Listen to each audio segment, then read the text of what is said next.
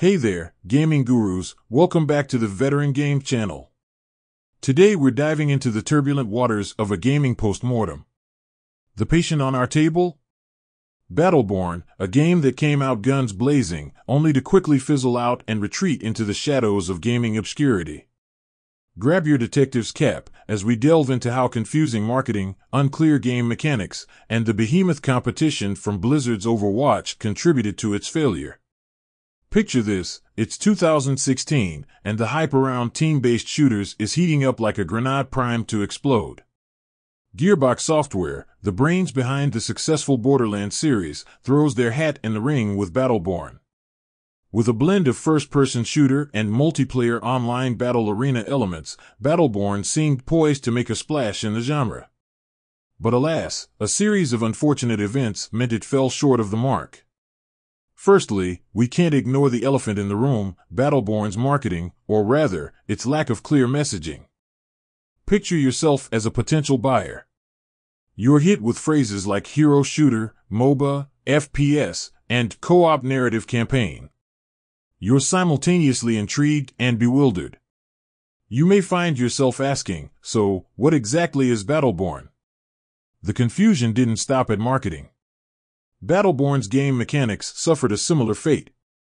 With a roster of over 25 unique heroes, each with their own abilities and leveling systems, Battleborn gave players plenty of choices. But with great choice comes great confusion. Some gamers love complexity, but many more prefer easy-to-grasp gameplay. With a plethora of heroes, game modes, and leveling mechanics, Battleborn was like going to a buffet and being handed a dozen different forks. Sure, they all have their purposes, but which one should you use?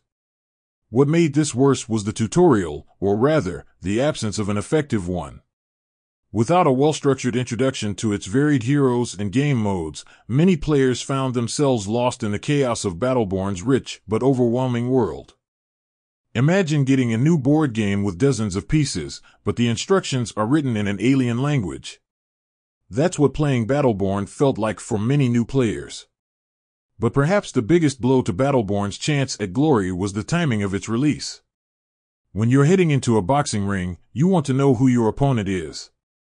Well, Battleborn found itself facing off against Mike Tyson in his prime. In this case, Mike Tyson was Blizzard's Overwatch. Launched just 3 weeks after Battleborn, Overwatch also offered a team-based shooter with a variety of unique heroes. However, it presented this with much simpler mechanics, sleek and stylish graphics, and the weight of Blizzard's reputation. It was as if Battleborn turned up to a gunfight armed with a rubber chicken. Overwatch instantly drew the attention of the gaming community, while Battleborn struggled to hold its ground. Overwatch's success was like a shadow that loomed over Battleborn. It wasn't just about the direct competition between the games. The media and players constantly compared the two, and more often than not, Battleborn was left in the dust. It's tough to find your audience when you're perpetually standing in the shadow of a gaming titan. So, there you have it, the tragic tale of Battleborn.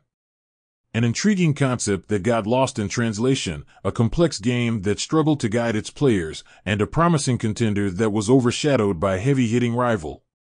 It's a cautionary tale of how even the most promising games can stumble if they don't clearly define and communicate what they are. Remember, gamers, sometimes being ambitious can lead to unforgettable success. But other times, it leads to you standing in the middle of a battlefield, holding a dozen forks and a rubber chicken, wondering where it all went wrong. Until next time, happy gaming, folks.